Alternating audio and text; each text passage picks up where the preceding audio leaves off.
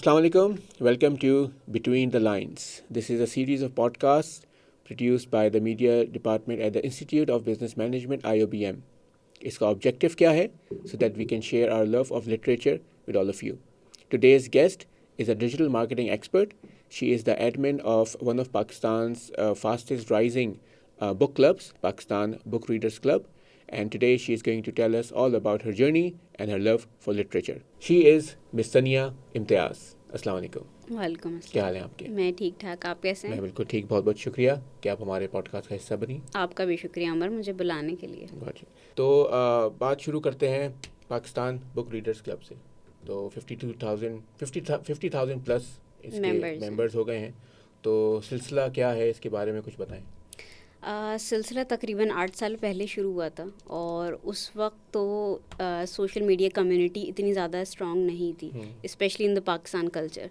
और उस वक्त सिर्फ आइडिया जो को फाउंडर्स हैं उन्होंने इस बेस पे शुरू किया क्योंकि हमें रीडिंग से मोहब्बत है और हम अगर 500 लोगों में भी ये रीडिंग की मोहब्बत आपस में बांट सकते हैं तो क्यों नहीं। और इस आइडिया की बेस पे चलते चलते आज 8 साल बाद हमने जो है 52 प्लस तकरीबन मेंबर्स जो हैं वो कर ली, थाउजेंड्स में। एंड दूसरी कम्युनिटी है हमारी जिसमें अराउंड 35,000 प्लस मेंबर्स हैं, जिसमें हम बाइंग एंड सेलिंग को प्रमोट कर रहे होते हैं, चाहे वो ऑथर्स हों या आपके पब्लिशर्स हों। इवन एज अ रीडर भी आप वहाँ पे अपनी प्री लव्ड बुक सेल कर रहे होते हैं। सो 2 एक्सपेंशंस का मतलब ये था कि एक जगह आप मोहब्बत किताब से रखने वाले मोहब्बत लोगों से मिलें, उनसे बात करें, डिस्कस करें, और एक जगह उन्हीं चीज़ों की ख़रीदो फ़रोख्त भी बढ़ा सकें। तो आप दो चैनल्स आप अभी सोशल मीडिया प्लेटफॉर्म चला रही हैं। तो शुरू में क्या चैलेंजेस आपको आए जब आप पाकिस्तान बुक रीडर्स क्लब आपने शुरू किया? 8 साल पहले इतनी पेनिट्रेशन भी नहीं थी इंटरनेट की, और लोगों को एज सच मतलब आइडिया था फेसबुक पे क्या एक्टिविटीज़ होती हैं, तो वहाँ लोगों को जमा करने का क्या सिलसिला था, क्या चैलेंजेस थे आपको? पहला चैलेंज तो आया कि उस वक्त कम्युनिटी मैनेजमेंट एज सच इन नहीं थी, लोगों के कॉन्सेप्ट नहीं थी कि आप अगर कम्युनिटी में भी जाके सेफली इंटरेक्ट कर सकते हैं, बिकॉज डूज एंड डोंट्स थे। फेयर ऑफ अननोन था कि अगर हम सोशल मीडिया के ऊपर इंटरेक्ट कर रहे हैं तो वी डोंट नो कि उस पर क्या इंटरेक्शन होता है, लोग किस किस्म के मिलते हैं, कोई स्कैम तो नहीं है, क्या हम इजीली ओपनली कम्युनिकेट कर सकते हैं या अपने ख़यालात का इजहार कर सकते हैं। तो one of the challenges is this. और दूसरा ये चैलेंज था कि जो डिक्लाइनिंग आ रही है unfortunately in the reading culture, उस चीज़ को सोशल मीडिया के ऊपर लेकर आना। तो वहाँ वो एक कॉन्क्रीट और नीश ऑडियंस को गैदर करना एक काफ़ी चैलेंजिंग काम था। इसीलिए हमें ये एक 8 साल की जर्नी लगी, और उस 8 साल में अभी तक अगर हम ओवरऑल पाकिस्तान की पॉपुलेशन से कंपेयर करें तो वो एक पी साइज अमाउंट है जिसको हमने अभी तक गैदर की है ऑन सोशल मीडिया प्लेटफॉर्म। लेकिन कम से कम एक सिलसिला शुरू हो गया है, जी। लोग जो हैं वहाँ पे मौजूद हैं और आप डिस्कशंस होता है। तो आपने भी बात की कि जो डिक्लाइनिंग कल्चर है रीडिंग का, उसको एक तरह से सही करने के लिए आपने ये सारा सिलसिला इनिशिएट किया इनिशिएट था। किया। तो जैसे अभी रिकॉर्डिंग से पहले हमारी बात हो रही थी कि हम लोग एक्सपोज तो हो जाते हैं कंटेंट से, लेकिन हम सेचुरेशन पॉइंट बहुत कम है। तो किस तरह से लोगों में स्पेशली जो यूथ है उसमें रीडिंग कल्चर किस तरह से हमें इनकलकेट करना चाहिए? रीडिंग कल्चर मेरे हिसाब से हमें डिजिटल के ऊपर भी और रियल लाइफ के अंदर भी इनकॉर्पोरेट करना चाहिए, क्योंकि एक इंसान अपने इन्वायरमेंट से जितना ज़्यादा इन्फ्लुएंस होता है वो कहीं से नहीं होता। बिल्कुल। और इन्वायरमेंट में आपके पेरेंट्स आ जाते हैं, अगर आप ऑफिस से एसोसिएट हैं, एजुकेशन से एसोसिएट हैं, इंस्टीट्यूट्स हैं, तो वो सब चीज़ें इंक्लूड होती हैं। तो आई गेस ये एज अ सोसाइटी हम सबको मिलके इस मोटो पे काम करना चाहिए। एंड उस मोटो की वजह से ये होगा कि इन द एंड हम एक ऐसे इंसान बनेंगे, एक ऐसी सोसाइटी अपने पीछे छोड़ के जाएंगे जो गौर व फिक्र में यकीन रखती होगी और तहकीक के बाद किसी नतीजे पे पहुंचेगी, ना कि एब्रप्टली कोई डिसीजन लिया और उसके नताइज निकाल लिए। मेरे ख्याल से सोशल मीडिया की वजह से अब फेक न्यूज़ जिस तरह से है, तो फेक इन्फॉर्मेशन भी बहुत बहुत हो गई आम हैं। हो गई है। तो पहले तो हम लाइब्रेरी में जाके किताबें पढ़ते थे, अखबार, अब तो वो तो रिवाज नहीं है।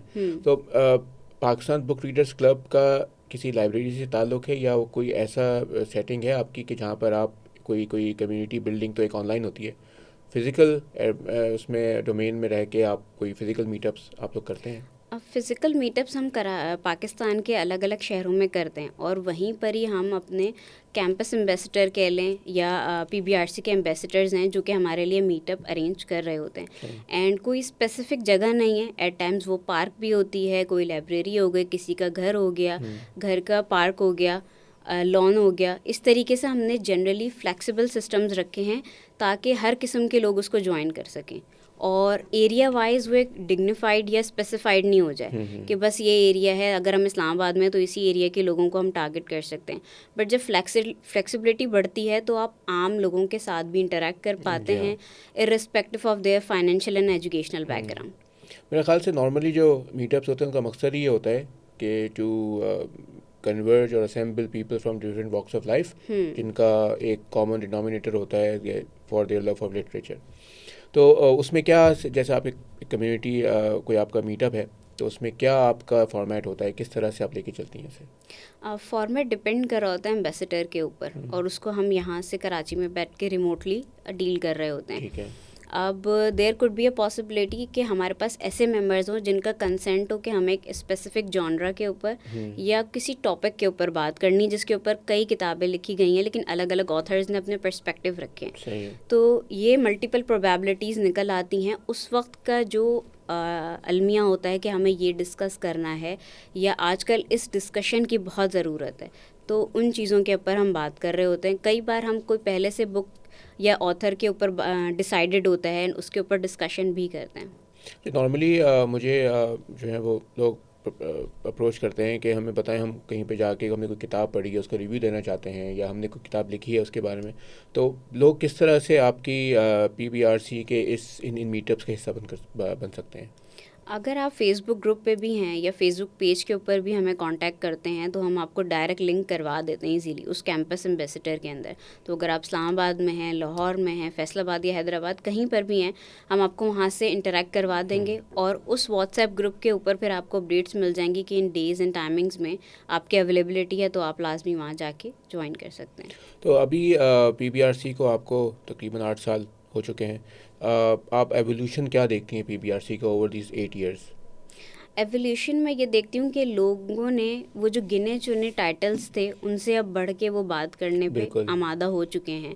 क्योंकि अनफॉर्चुनेटली अभी हमारा एक्सपो सेंटर में भी जो इंटरनेशनल बुक फेयर लगा था, हमें अक्सर ये मसला आता है कि हमें वही टाइटल्स हर जगह मिल रहे होते हैं। बिल्कुल ये एक मसला है। और वो आप ऑनलाइन परचेज़ करने जाएं या ऑन साइट परचेज़ करने जाएं, कोई कराची के पुराने से पुराने आप जगह पे चले जाएं, वहीं आपको गिने चुने टाइटल्स मिल रहे होते हैं, प्री लव्ड में भी एंड न्यू वर्जन्स में भी।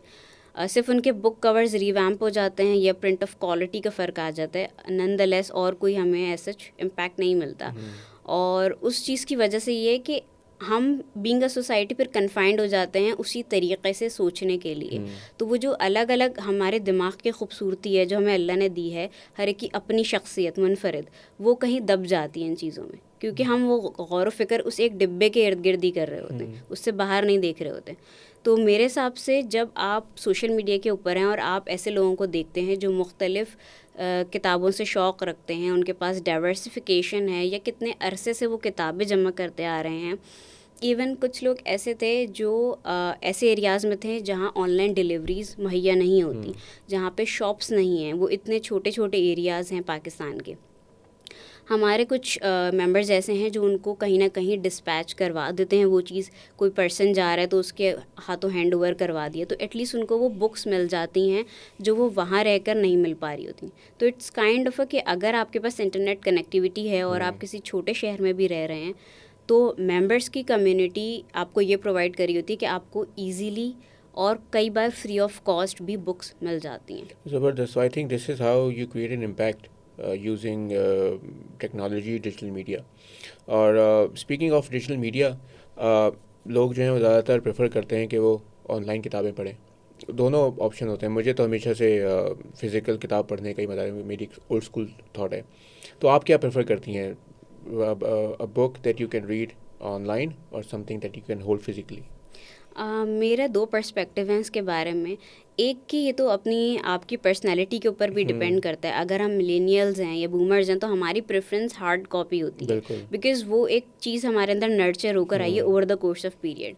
लेकिन यही चीज़ आपको जेन ज़ी या जेन अल्फ़ा में नहीं दिखेगी। उन्होंने हर चीज़ डिजिटलाइज को और सॉफ्ट कॉपी में चीज़ें की हैं। इवन अगर आप अभी यूटिलिटी बिल्स भी पे कर रहे हैं, हमारी अगर जेन ज़ी इस एज में आ गई कि वो अपने यूटिलिटी बिल्स पे कर रही है, तो वो भी ऑनलाइन है और हार्ड कॉपी के अंदर कहीं एग्जिस्टेंस नहीं है। वही चीज़ हम पहले चले जाएं तो हमारे अब्बू हजरात वो पेपर बिल हाथ में लिए बैंक की लाइन में लग रहे होते थे। अब दूसरी चीज़ आ जाती है कि बीइंग अ पर्सन हमारी रिस्पॉन्सिबिलिटी अपनी हेल्थ के लिए क्या है। फॉर्चुनेटली और अनफॉर्चुनेटली हमारा स्क्रीन एक्सपोजर बहुत बढ़ गया है, चाहे वो एजुकेशन का हो, काम करना हो, रिमोटली चीज़ें मैनेज करनी हो, कोई भी चीज़ करनी हो, हमारा कहीं ना कहीं स्क्रीन टाइम बढ़ चुका है जेन्युइनली। उस चीज़ को कम करने के लिए आई वुड सजेस्ट कि अगर हम घंटा या 2 घंटा या आधा घंटा रीडिंग का उसमें और ऐड कर देंगे तो हमारी फ़िज़िकल हेल्थ के लिए कहीं ना कहीं हार्मफुल होगा। तो उस चीज़ को हमें बीइंग अ रिस्पॉन्सिबल पर्सन ख़ुद सोच के अपने टाइम को मैनेज करना चाहिए। एक चीज़ और, जब हम किसी चीज़ को फिज़िकली अपने हाथ में लेते हैं तो बीइंग अ ह्यूमन हम उससे अटैच्ड होते ही होते हैं इमोशनली। कोई पेन हो गया, कोई भी चीज़ें ऐसी हो गई, तो कोई जब किताब हम हाथ में लेके पढ़ते हैं कई देर तक वो हमारे हाथ में होती है, चाहे हम लेट के पढ़ रहे हों, बैठ के किसी सफ़र में पढ़ रहे हों, तो उससे हमारी कहीं ना कहीं इमोशनल अटैचमेंट या साइकी ज़्यादा जुड़ती हो जाती है और हमारे इंडल्ज होने का ज़्यादा वो अहम ज़रिया बनती है। और उसकी वजह से हमारी डिस्ट्रैक्शन कम होती है, देर तक हमारा इंटरेस्ट लेवल उसके अंदर रहता है। और कई बार ऐसा होता है कि वो हम सो रहे हैं, लेट रहे हैं, लेकिन दिमाग में वो किताब चल रही है। बिल्कुल, कि वो कहीं ना कहीं हम जाएं और दोबारा उस किताब को पकड़ लें। हाँ, ये चलता है। वो आपने डिस्ट्रैक्शन की बात की, क्योंकि नॉर्मली अगर मैं अपने स्मार्टफोन पे कोई किताब पढ़ता हूँ तो किताब 1-2 पेज पढ़े, कोई व्हाट्सएप की नोटिफिकेशन आ गई, कोई चीज़ कोई रिसर्च करने लगे, कोई फेसबुक पे चले गए। एक तो मसला ये है कि आप सोशल मीडिया पे जाएं तो आधे घंटे के बाद आपको याद आता है अच्छा मैं आया क्या था, क्या करने आया था, तो पता चलता है कि हम कुछ और कर रहे थे, लेकिन जो है वो सोशल मीडिया में डिस्ट्रैक्शन जो है हो जाती है। आई थिंक आपने बिल्कुल सही कहा कि हम मिलेनियल्स और जेन ज़ी भी जो है वो फ़िज़िकल बुक से वाकिफ़ थे, लेकिन अब जो 1 जनवरी 2025 से जो लोग पैदा होंगे वो तो जेन बीटा हैं, उनका तो दूर दूर तक कोई फ़िज़िकल बुक से, प्रिंटेड पेपर से ताल्लुक़ ही नहीं होगा, वो तो पैदा ही उस दौर में होंगे। इवन उनके अर्ली एजुकेशन में ही उनको ये चीज़ें हट जाएंगी उनसे।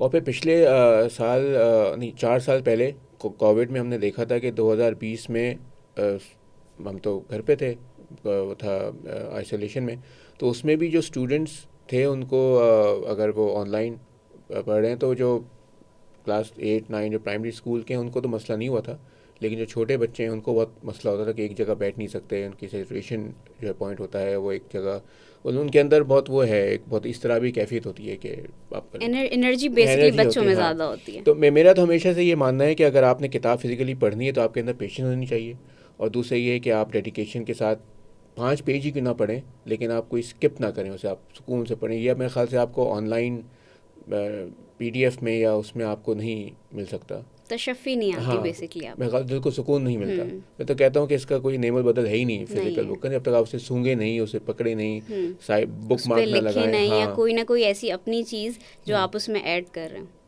तो ये बताएं कि PBRC के और क्या मसरूफियात हैं apart from hosting communities and managing the online community?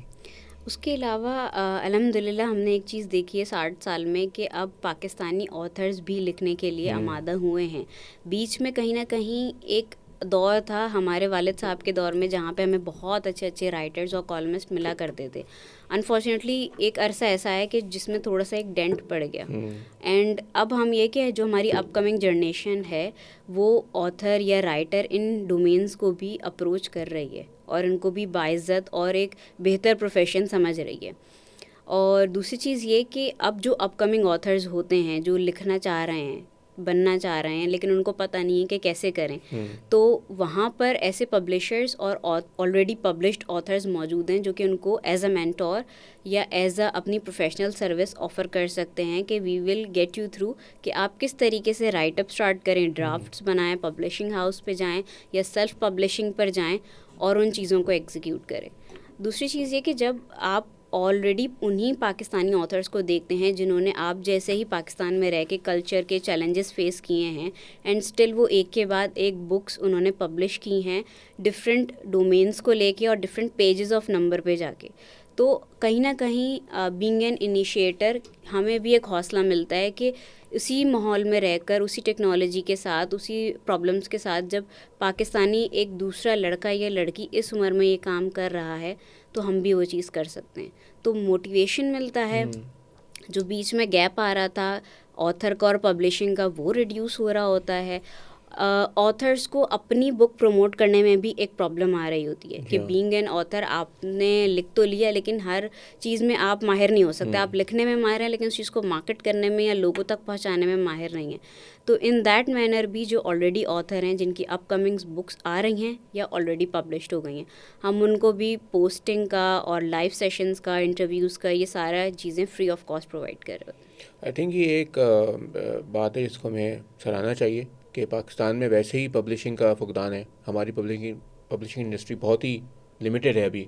Traditional publisher हैं लेकिन उनके बहुत सारे डूज एंड डोंट्स हैं।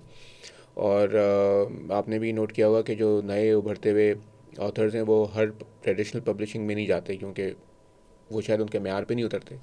तो जो सेल्फ पब्लिशिंग हाउसेज़ हैं या जो ऑनलाइन ई बुक पब्लिशर्स हैं, तो आई थिंक इस तरह की जो कम्युनिटी है वो एक तो पब्लिशिंग को फ़रोग देती है, उसके बाद कॉन्फिडेंस ऑथर्स में बिल्ड होता है।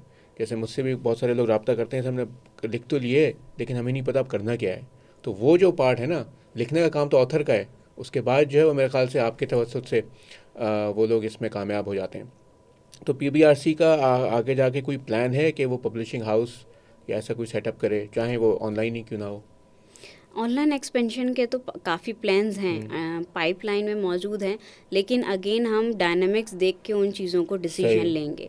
और इंशाल्लाह हमारी कोशिश यही है, मोटो भी यही है कि ओवरऑल रीडिंग कल्चर प्रमोट हो पाकिस्तान में with the free of cost या बेयर मिनिमम कॉस्ट। रीज़न ये है कि we as a developing country हमें अपनी हर चीज़ को मिनिमम कॉस्ट पे बनाना है। And unfortunately being a Pakistani हम 4,000 के खाने पे खर्च कर लेंगे, 4,000 की किताब पे सोचेंगे। इवन ये मैं उनकी बात कर रही हूँ जो 4,000 का खाना और 4,000 की किताब बैक वक्त अफोर्ड कर सकते हैं और उन दोनों की अहमियत से भी बखूबी वाकिफ़ हैं कि इनकी इम्पोर्टेंस एंड इम्पेक्ट क्या है। बट इवन देन उनकी प्रेफरेंस होती है खाना इंस्टेड ऑफ बुक्स। कितने लोग आपने ऐसे देखे होंगे, मैंने देखे जिन्होंने मास्टर्स PhD किया हुआ है लेकिन उनके पास घर में एक छोटी सी भी जगह नहीं है जहाँ वो सिर्फ किताबें रखते हों, जिसमें 2 या 4 किताबें हों। जी हाँ, मेरे ख्याल से हमें एज अ नेशन हम लोगों ने हमेशा अपनी एंटरटेनमेंट पे फोकस दी है। अब बुक रीडिंग भी is a form of entertainment. क्या आप पूरी दुनिया घूम रहे हैं, आप मुख्तलिफ किरदारों से मिल रहे हैं, आप नॉन फिक्शन में हिस्टोरिकल पर्सपेक्टिव से आगाह हो रहे हैं, लेकिन लोग मेरा वही मौक़िफ़ है कि पेशेंस जो है ना वो लोगों में नहीं है। या तो उनको हल्ला गुल्ला चाहिए, मतलब किताब वही लोग पढ़ते हैं जो एक कोने में बैठ के आराम से डेडिकेशन के साथ वक्त जो है वो अपने साथ गुजार सकें।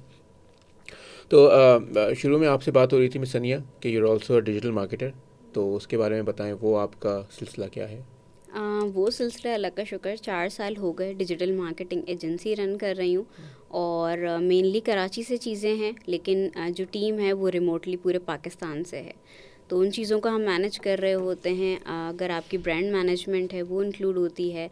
अगर आप B2B बिज़नेस ट्रेडिशनल वे में कर रहे थे, now you want to move on digital, तो वो स्क्रैच से जो पूरा डाइवर्जन आता है और आपकी सारी चीज़ों को गैदर करना और एक as a third party department आपको वो सर्विस देना, तो वो सारी चीज़ें भी कैटर कर रहे होते हैं। And being a small business owner, अगर आपको नहीं पता कि चीज़ों को डिजिटलाइज कैसे करना है, मैं E-कॉमर्स में कैसे जाऊं या मैं अपनी एक ब्रांडिंग कैसे इस्टेब्लिश करूं, चाहे वो लोगो में हो, पैकेजिंग में हो, तो वो सारी चीज़ें भी हम प्रोवाइड करके दे रहे होते हैं, including community management, podcast recording, brand management, social media development, सारी चीज़ें। आई थिंक आपका जो अभी तक का प्रोफेशनल ज़िंदगी का सफ़र है, I think this should be an inspiration for the youth कि अभी इतनी कम एज में, ऑब्वियसली मैं आपकी एज नहीं पूछूंगा, लेकिन इतनी कम एज में आप एक उभरते हुए फेसबुक ग्रुप की एडमिन भी हैं, साथ में आपका स्टार्टअप भी है। तो मेरे ख़्याल से जब हम बात करते हैं ना शऊर की, तो शऊर सिर्फ टेक्स्ट बुक से नहीं मिलता, कि पढ़ने से नहीं, वो एक्सपीरियंस से मिलता है।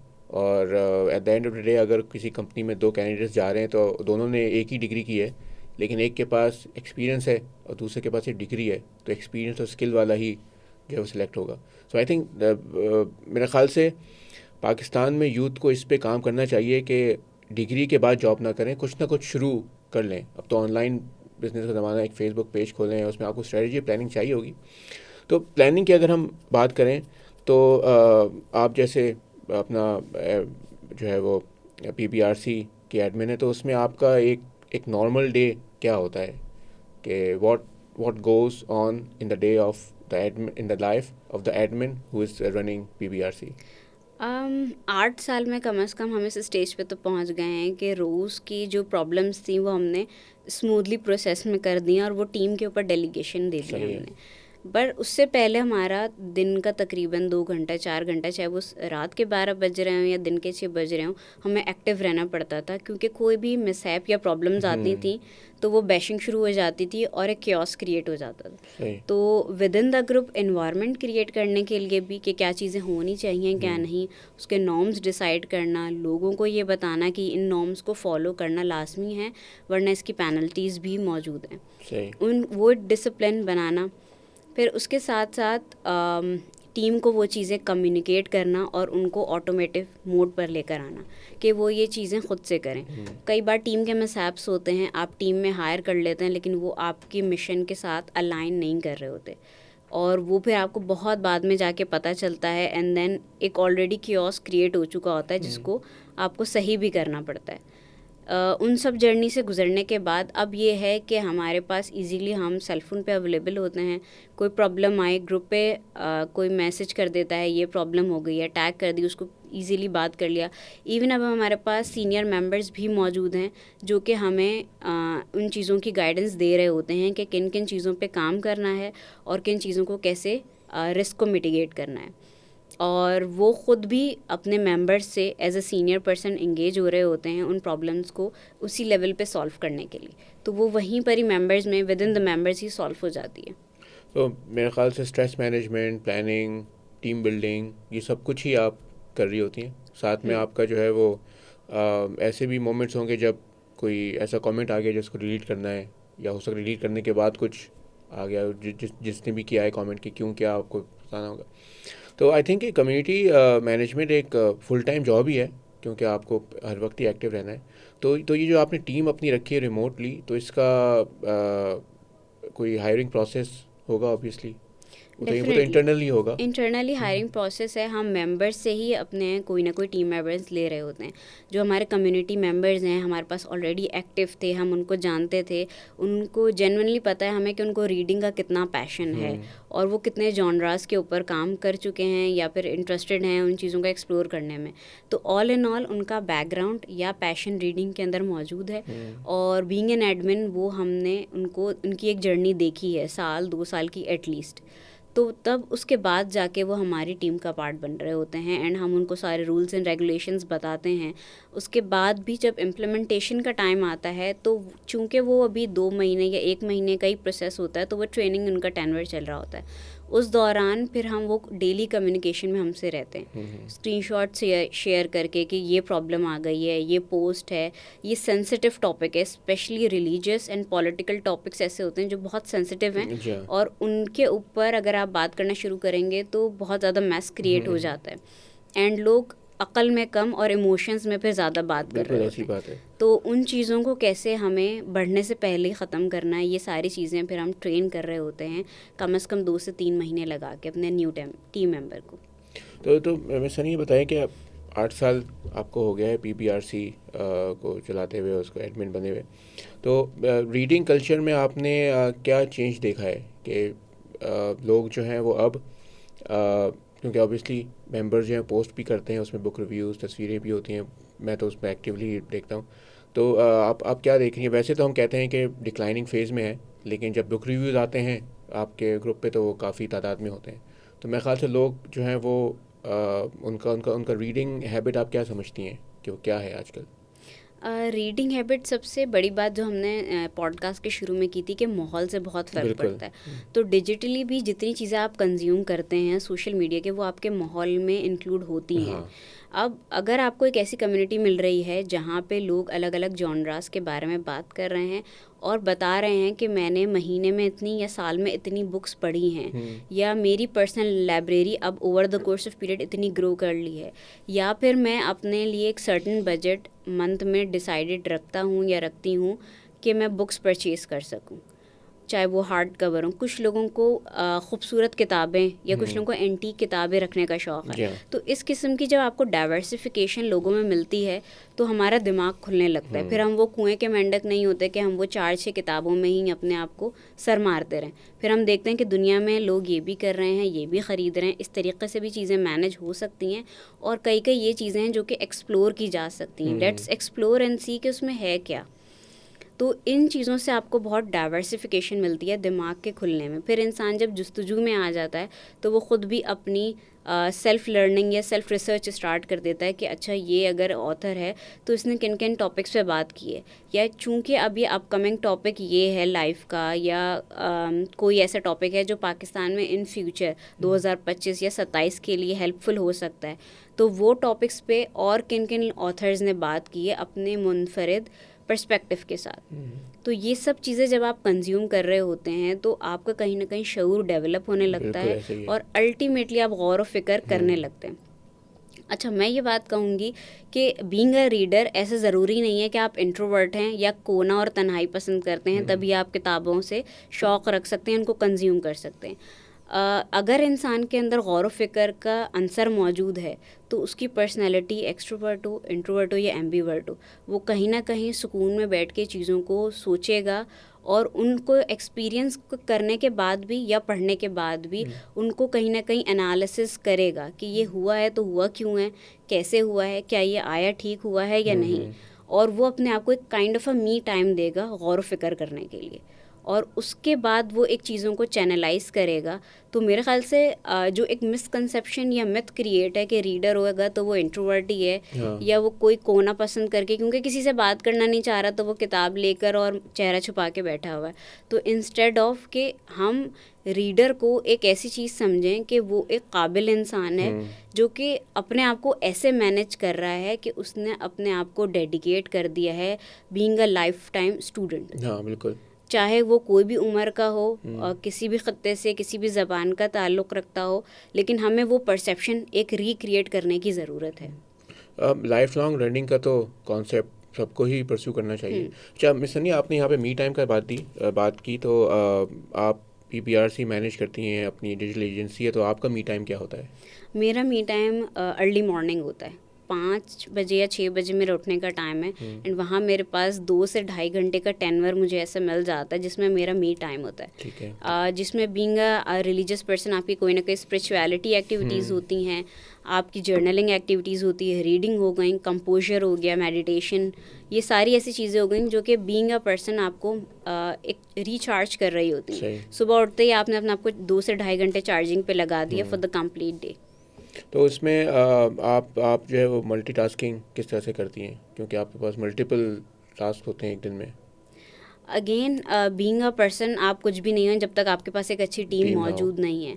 तो अल्हम्दुलिल्लाह अब एक ऐसी टीम मौजूद है जो कि दोनों सेक्शंस को देख रही है, मेरे बिज़नेस को भी और PPRC की कम्युनिटी को भी।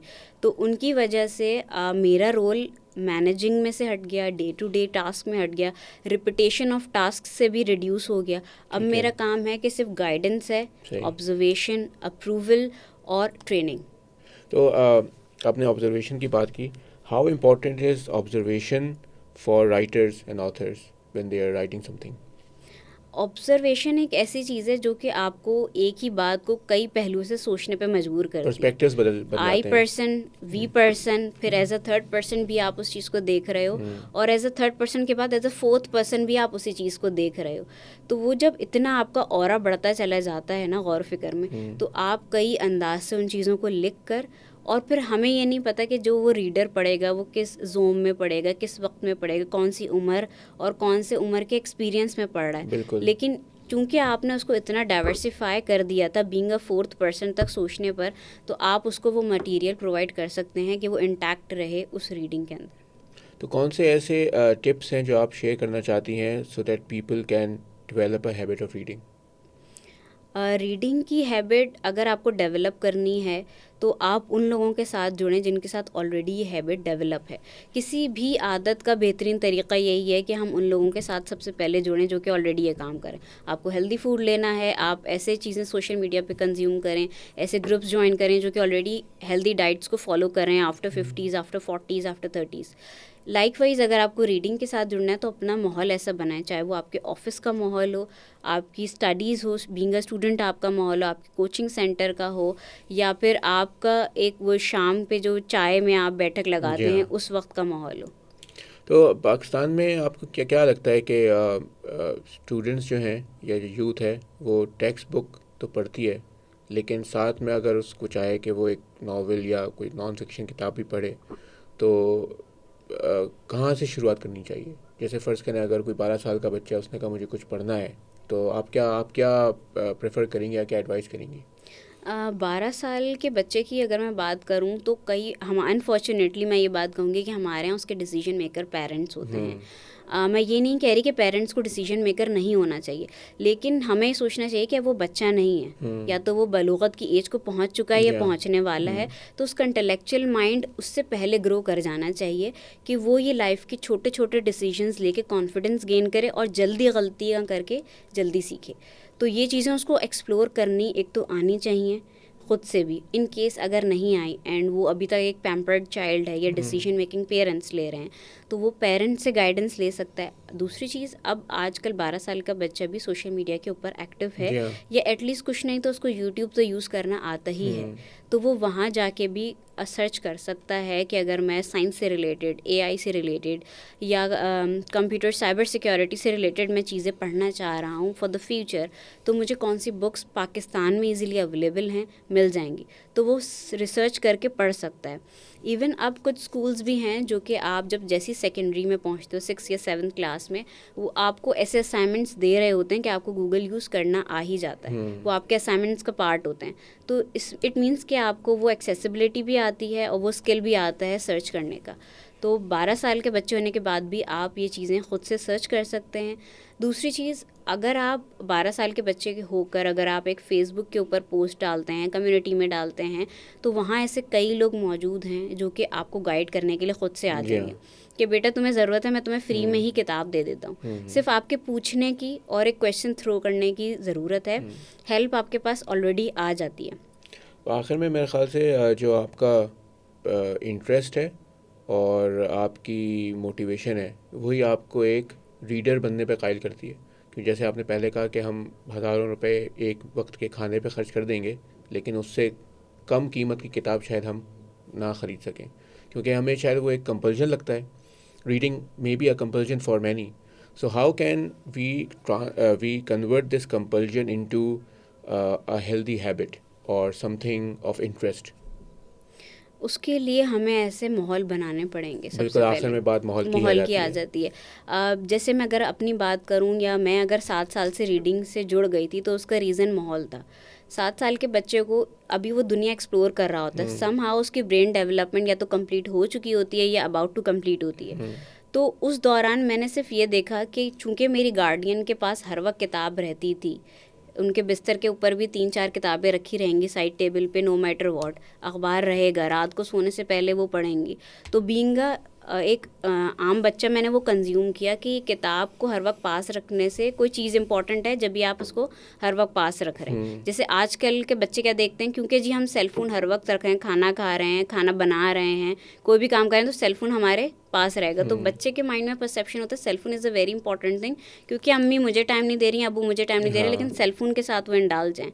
तो जब आप घर में ये माहौल देखेंगे कि हर वक्त कोई ना कोई लिखने पढ़ने की चीज़ आपके साथ जुड़ी हुई है, तो बच्चा भी उस चीज़ को अडेप्ट करता चला जाएगा, उसको खुद भी नहीं पता चलेगा, और आपको कहना नहीं पड़ेगा बेटा किताब पढ़ो, बेटा ये कर लो, बेटा अब तो ये कर लो, अब छुट्टियां हैं, अब तुम्हें ये कर लेना चाहिए। वो ऑटोमेटिकली उस चीज़ के ऊपर गामजन हो जाएगा। आपने ये बहुत अच्छी बात की कि गार्डियन या जो पेरेंट्स हैं, सीनियर्स हैं, उनको ही देख के बच्चे अपनी हैबिट बनाते हैं। तो पहले के ज़माने में, पहले बहुत पुराना नहीं, 10-12 साल पहले घर में जो है वो दादा नादी या ग्रैंड पेरेंट्स बच्चों को बैठा के कहानियाँ बताते थे। उससे पहले भी अगर आप जाएँ तो हिस्टोरिकली उसको दास्तान गोई का नाम दिया जाता है। आज हमारे घरों में अनफॉर्चुनेटली वो नहीं होता। तो मेरे ख्याल में ये जो एक कल्चर था वो चूँकि अब ख़त्म होता जा रहा है, तो इसीलिए बच्चों में जो है वो पढ़ने की जस्तजू भी ख़त्म हो रही है। क्या आप समझती हैं कि इसका कोई लिंक है? पढ़ने की जस्तजू के साथ साथ डिस्ट्रैक्शन भी बढ़ गई है। हम्म। अब बच्चे को ये हम बच्चे को हम क्या, हम भी अगर सेल फ़ोन यूज़ करने बैठते हैं तो इतनी चीज़ें उस वक्त हमारे माइंड में होती हैं, सराउंडिंग्स में कुछ और चल रहा है, हम करने कुछ और गए थे जिसके से हमने सेल फ़ोन जी उठाया, हाँ।